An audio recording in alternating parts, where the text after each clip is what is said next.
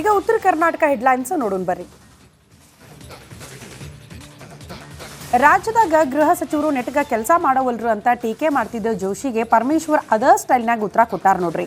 ಅಲ್ರಿ, ನೀವು ಕೇಂದ್ರದಾಗ ಸಚಿವರಾಗಕ ಲಾಯಕ ಇಲ್ಲ ಅಂತ ಒಪ್ಕೊಳ್ತೀರನ ಹೆಂಗ ಅಂತ ಪ್ರಶ್ನೆ ಮಾಡಿದ್ರ.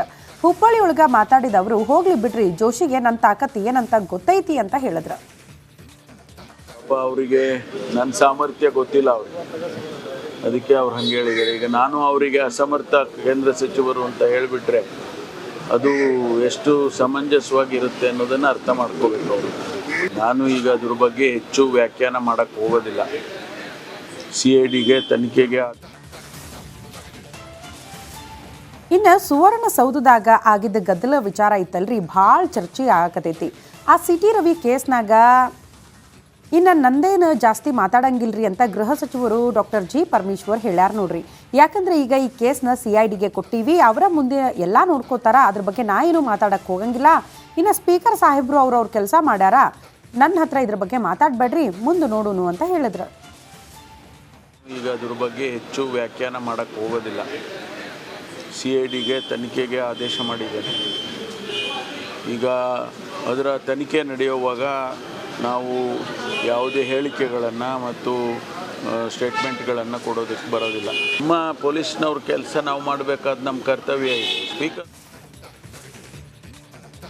ಇನ್ನು ಸಂವಿಧಾನ ಶಿಲ್ಪಿ ಡಾಕ್ಟರ್ BR ಅಂಬೇಡ್ಕರ್ ಬಗ್ಗೆ ಅಮಿತ್ ಶಾ ಮಾತಾಡಿದ್ದ ಮಾತು ಜನರ ಪಿತ್ತ ನೆತ್ತಿಗೇರೈತೆ ನೋಡ್ರಿ. ಅಮಿತ್ ಶಾ ಹೇಳಿಕೆ ಖಂಡಿಸಿ ಇವತ್ತು ಕಲಬುರಗಿ ಬಂದ್ಗೆ ಕರೆ ಕೊಟ್ಟಾರ. ಊರಾಗ ಬಸ್ಸು ಇಲ್ಲ, ಬಸ್ ಸ್ಟ್ಯಾಂಡ್ ಹತ್ರ ಜನ ಹೋಗಂಗಿಲ್ಲ, ಹಂಗಾಗ್ಬಿಟ್ಟೈತಿ ಪರಿಸ್ಥಿತಿ. ಯಾಕಂದ್ರೆ ಅಮಿತ್ ಶಾ ಪ್ರತಿಕೃತಿಗೆ ಅಲ್ಲೇ ಮೊದಲು ಚಪ್ಪಲಿ ಹಾರ ಹಾಕಿದ್ರು, ಆಮೇಲೆ ಬೆಂಕಿ ಹಚ್ಚಿ ಆಕ್ರೋಶ ವ್ಯಕ್ತಪಡಿಸ್ಯಾರ. ಅದಕ್ಕೆ ಬಸ್ ಓಡಾಡವಲ್ಲು.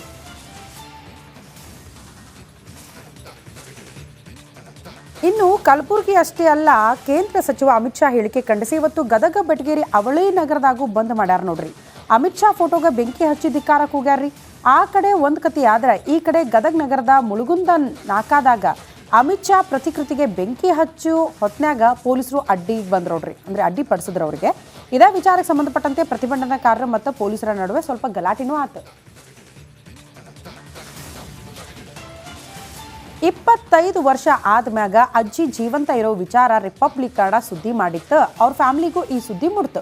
ಇದರಿಂದ ವಿಜಯನಗರ ಜಿಲ್ಲೆ ಹೊಸಪೇಟೆಯ ಪೋತಲಕಟ್ಟಿ ಒಳಗ ಅಜ್ಜಿ ಬರ್ತಾರಂತ ಇಡೀ ಕುಟುಂಬ ಕಾಯಕತೈತ್ ನೋಡ್ರಿ. ಇನ್ನು ಈ ಅಜ್ಜಿ ಕತಿ ಹೇಳಬೇಕಂದ್ರೆ 25 ವರ್ಷದ ಹಿಂದಕ್ಕೆ ಹೋಗ್ರಿ. ಒಂದು ಸ್ವಲ್ಪ ಹೊಸಪೇಟೆ ಒಳಗ ಒಂದು ಟ್ರೈನ್ ಹತ್ತಿದ್ರಂತೆ ಇವರು, ಸಾಕಮ್ಮ ಅನ್ನೋರು. ಚಂಡೀಗಢಕ್ಕೆ ಹೋಗಿದ್ರಂತ. ಹಂಗ ಚಂಡೀಗಢದ ಮಂಡಿ ಜಿಲ್ಲೆ ಒಳಗ ಇರುವ ಆಶ್ರಮದಾಗ ಇವರು ಉಳ್ಕೊಂಡಿದ್ರಂತ. ಅಲ್ಲಿ ಹಿಂಗ ಅಜ್ಜಿ ಉಳ್ಕೊಂಡಿದ್ದ ಬಗ್ಗೆ ಮಂಡ್ಯ ಮೂಲದ IPS ಅಧಿಕಾರಿ ಒಬ್ರು ಬಳ್ಳಾರಿಯ ಸಮಾಜ ಕಲ್ಯಾಣ ಇಲಾಖೆ ಅಧಿಕಾರಿ ಮಣಿವಣ್ಣನ್ ಅವರಿಗೆ ತಿಳಿಸಿದ್ರಂತ. ಮಣಿವಣ್ಣನ್ ಚಂಡೀಗಢದ ಮಂಡಿಗೆ ಒಂದು ಟೀಮ್ ಕಳಿಸಿದ್ರಂತ ನೋಡ್ರಿ. ಅಜ್ಜಿನ ಪತ್ತೆ ಮಾಡಿದ ತಂಡ ಈಗ ಅವ್ರನ್ನ ಮತ್ತೆ ನಮ್ಮ ರಾಜ್ಯಕ್ಕೆ ಕರ್ಕೊಂಡು ಬರಾಕತ್ತಾರ.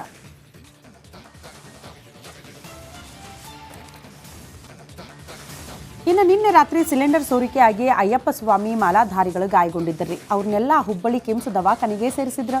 ಅಲ್ಲಿ ನೆಟ್ಗೆ ಔಷಧಿನೂ ಇಲ್ಲ, ಇಂಜೆಕ್ಷನು ಕೊಡೋವಲ್ರು. ಇಂಥ ದವಾಖಾನೆಯಾಗ ನಾವು ಹೆಂಗಿರುವುದು ಅಂತ ಪಾಪ ಗೋಳಾಡಕತ್ತಾರ ನೋಡ್ರಿ.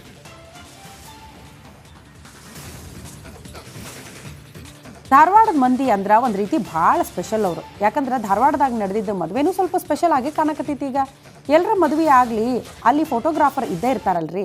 ವಿಡಿಯೋ ಫೋಟೋ ಮಾಡೋ ಮಂದಿಗೆ ಜನ ರೊಕ್ಕ ಕೊಟ್ಟು ಸುಮ್ಮನಾಗ್ಬಿಡ್ತಾರ. ಆದ್ರೆ ಧಾರವಾಡದಾಗ ತಮ್ಮ ಮದುವೆ ಫೋಟೋ ವಿಡಿಯೋ ಮಾಡಿದ್ದು ಫೋಟೋಗ್ರಾಫರ್ಗೆ ಈ ದಂಪತಿ ಸನ್ಮಾನ ಮಾಡ್ಯಾರ ನೋಡ್ರಿ. ಈಗ ಉತ್ತರ ಕರ್ನಾಟಕ ಹೆಡ್ಲೈನ್ಸ್ ನೋಡೋಣ ಬರ್ರಿ. ರಾಜ್ಯದಾಗ ಗೃಹ ಸಚಿವರು ನೆಟ್ಗ ಕೆಲಸ ಮಾಡವಲ್ರು ಅಂತ ಟೀಕೆ ಮಾಡ್ತಿದ್ದ ಜೋಶಿಗೆ ಪರಮೇಶ್ವರ್ ಅದ ಸ್ಟೈಲ್ನಾಗ ಉತ್ತರ ಕೊಟ್ಟಾರ ನೋಡ್ರಿ. ಅಲ್ರಿ, ನೀವು ಕೇಂದ್ರದಾಗ ಸಚಿವರಾಗಕ ಲಾಯಕ ಇಲ್ಲ ಅಂತ ಒಪ್ಕೊಳ್ತೀರನ ಹೆಂಗ ಅಂತ ಪ್ರಶ್ನೆ ಮಾಡಿದ್ರ. ಹುಬ್ಬಳ್ಳಿ ಒಳಗ ಮಾತಾಡಿದವರು, ಹೋಗ್ಲಿ ಬಿಡ್ರಿ, ಜೋಶಿಗೆ ನನ್ನ ತಾಕತ್ ಏನಂತ ಗೊತ್ತೈತಿ ಅಂತ ಹೇಳಿದ್ರ. ಅವರಿಗೆ ನನ್ನ ಸಾಮರ್ಥ್ಯ ಗೊತ್ತಿಲ್ಲ, ಅವ್ರಿಗೆ ಅದಕ್ಕೆ ಅವ್ರು ಹಂಗೆ ಹೇಳಿದ್ದಾರೆ. ಈಗ ನಾನು ಅವರಿಗೆ ಅಸಮರ್ಥ ಕೇಂದ್ರ ಸಚಿವರು ಅಂತ ಹೇಳಿಬಿಟ್ರೆ ಅದು ಎಷ್ಟು ಸಮಂಜಸವಾಗಿರುತ್ತೆ ಅನ್ನೋದನ್ನು ಅರ್ಥ ಮಾಡ್ಕೋಬೇಕು ಅವರು. ನಾನು ಈಗ ಅದ್ರ ಬಗ್ಗೆ ಹೆಚ್ಚು ವ್ಯಾಖ್ಯಾನ ಮಾಡೋಕ್ಕೆ ಹೋಗೋದಿಲ್ಲ. CIDಗೆ ತನಿಖೆಗೆ. ಇನ್ನು ಸುವರ್ಣಸೌಧದಾಗ ಆಗಿದ್ದ ಗದ್ದಲ ವಿಚಾರ ಇತ್ತಲ್ರಿ, ಭಾಳ ಚರ್ಚೆ ಆಗಕತೈತಿ. ಆ ಸಿಟಿ ರವಿ ಕೇಸ್ನಾಗ ಇನ್ನು ನಂದೇನು ಜಾಸ್ತಿ ಮಾತಾಡಂಗಿಲ್ರಿ ಅಂತ ಗೃಹ ಸಚಿವರು ಡಾಕ್ಟರ್ ಜಿ ಪರಮೇಶ್ವರ್ ಹೇಳ್ಯಾರ ನೋಡ್ರಿ. ಯಾಕಂದ್ರೆ ಈಗ ಈ ಕೇಸ್ನ CIDಗೆ ಕೊಟ್ಟಿವಿ, ಅವರ ಮುಂದೆ ಎಲ್ಲ ನೋಡ್ಕೋತಾರ, ಅದ್ರ ಬಗ್ಗೆ ನಾ ಏನು ಮಾತಾಡಕ್ಕೆ ಹೋಗಂಗಿಲ್ಲ. ಇನ್ನು ಸ್ಪೀಕರ್ ಸಾಹೇಬ್ರು ಅವ್ರ ಕೆಲಸ ಮಾಡ್ಯಾರ, ನನ್ನ ಹತ್ರ ಇದ್ರ ಬಗ್ಗೆ ಮಾತಾಡಬೇಡ್ರಿ, ಮುಂದೆ ನೋಡೋಣ ಅಂತ ಹೇಳಿದ್ರು. ಈಗ ಅದ್ರ ಬಗ್ಗೆ ಹೆಚ್ಚು ವ್ಯಾಖ್ಯಾನ ಮಾಡೋಕ್ಕೆ ಹೋಗೋದಿಲ್ಲ.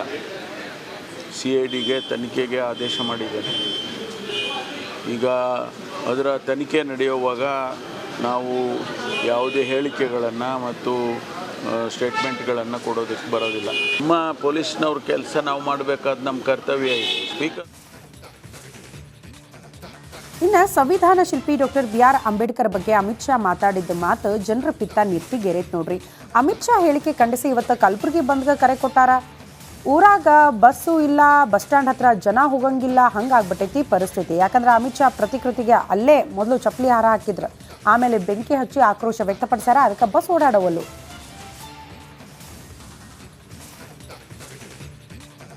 ಇನ್ನು ಕಲಬುರಗಿ ಅಷ್ಟೇ ಅಲ್ಲ, ಕೇಂದ್ರ ಸಚಿವ ಅಮಿತ್ ಶಾ ಹೇಳಿಕೆ ಖಂಡಿಸಿ ಇವತ್ತು ಗದಗ ಬೆಟಗೇರಿ ಅವಳಿ ನಗರದಾಗೂ ಬಂದ್ ಮಾಡ್ಯಾರ ನೋಡ್ರಿ. ಅಮಿತ್ ಶಾ ಫೋಟೋಗೆ ಬೆಂಕಿ ಹಚ್ಚಿ ಧಿಕ್ಕಾರಕ್ಕೆ ಹೋಗ್ಯಾರ್ರಿ.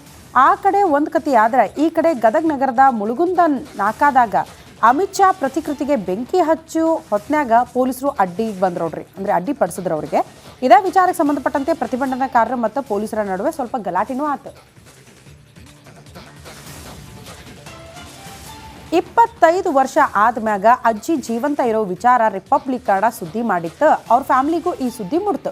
ಇದರಿಂದ ವಿಜಯನಗರ ಜಿಲ್ಲೆ ಹೊಸಪೇಟೆಯ ಪೋತಲಕಟ್ಟಿಯೊಳಗ ಅಜ್ಜಿ ಬರ್ತಾರಂತ ಇಡೀ ಕುಟುಂಬ ಕಾಯಕತೈತ್ ನೋಡ್ರಿ. ಇನ್ನು ಈ ಅಜ್ಜಿ ಕತಿ ಹೇಳಬೇಕಂದ್ರೆ 25 ವರ್ಷದ ಹಿಂದಕ್ಕೆ ಹೋಗ್ರಿ. ಒಂದು ಸ್ವಲ್ಪ ಹೊಸಪೇಟೆ ಒಳಗೆ ಒಂದು ಟ್ರೈನ್ ಹತ್ತಿದ್ರಂತೆ ಇವರು, ಸಾಕಮ್ಮ ಅನ್ನೋರು. ಚಂಡೀಗಢಕ್ಕೆ ಹೋಗಿದ್ರಂತ. ಹಂಗೆ ಚಂಡೀಗಢದ ಮಂಡಿ ಜಿಲ್ಲೆ ಒಳಗೆ ಇರೋ ಆಶ್ರಮದಾಗ ಇವರು ಉಳ್ಕೊಂಡಿದ್ರಂತ.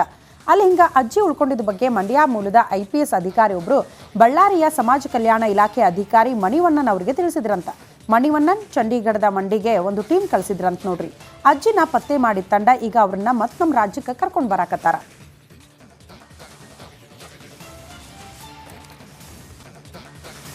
ಇನ್ನು ನಿನ್ನೆ ರಾತ್ರಿ ಸಿಲಿಂಡರ್ ಸೋರಿಕೆ ಆಗಿ ಅಯ್ಯಪ್ಪ ಸ್ವಾಮಿ ಮಾಲಾಧಾರಿಗಳು ಗಾಯಗೊಂಡಿದ್ದರಿ. ಅವ್ರನ್ನೆಲ್ಲ ಹುಬ್ಬಳ್ಳಿ ಕಿಮ್ಸ್ ದವಾಖಾನೆಗೆ ಸೇರಿಸಿದ್ರು.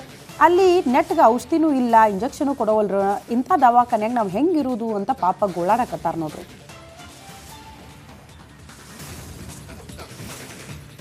ಧಾರವಾಡದ ಮಂದಿ ಅಂದ್ರೆ ಒಂದು ರೀತಿ ಭಾಳ ಸ್ಪೆಷಲ್ ಅವರು. ಯಾಕಂದ್ರೆ ಧಾರವಾಡದಾಗ ನಡೆದಿದ್ದ ಮದುವೆನೂ ಸ್ವಲ್ಪ ಸ್ಪೆಷಲ್ ಆಗಿ ಕಾಣಕತ್ತೈತಿ. ಈಗ ಎಲ್ಲರ ಮದುವೆ ಆಗಲಿ ಅಲ್ಲಿ ಫೋಟೋಗ್ರಾಫರ್ ಇದ್ದೇ ಇರ್ತಾರಲ್ರಿ.